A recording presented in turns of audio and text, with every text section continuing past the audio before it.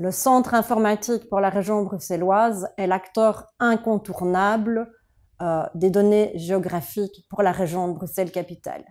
Nous sommes actifs depuis 1992 dans le processus de digitalisation de l'information géographique avec Urbis.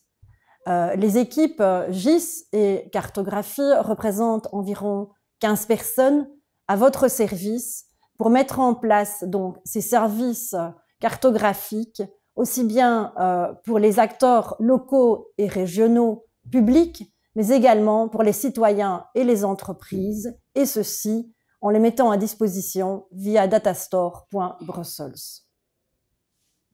Urbis en 2020, c'est un éventail extrêmement large de projets qui sont réalisés en parallèle.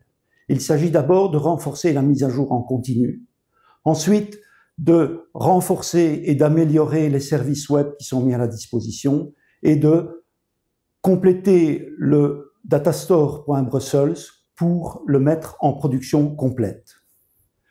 Le vol photogrammétrique prévu au printemps est une étape importante pour la mise à jour des bâtiments 2D et 3D d'Urbis. La mise en production progressive du nouveau modèle Urbis intégrera des avancées apparues dans différentes sources authentiques et qui concernent plus particulièrement les registres des adresses, les registres des bâtiments, les registres des parcelles et les limites administratives, mais aussi le registre des voiries élaboré avec Bruxelles Mobilité et que l'on souhaite rendre compatible et harmonisé avec le Wegenregister flamand. La cadastralisation des bâtiments va permettre d'harmoniser le tracé 2D et 3D des bâtiments d'Urbis avec le parcellaire cadastral. Enfin, la mise en conformité des données d'Urbis appartenant aux annexes 2 et 3 de la directive INSPIRE sera complétée définitivement à la fin de l'année.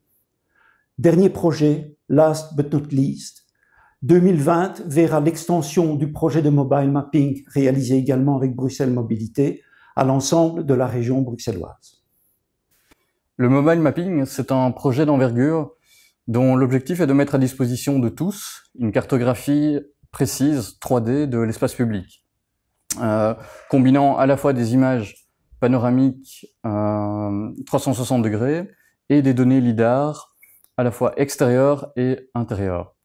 Alors, nous avons d'abord réalisé un prototype sur une zone restreinte pour une durée limitée.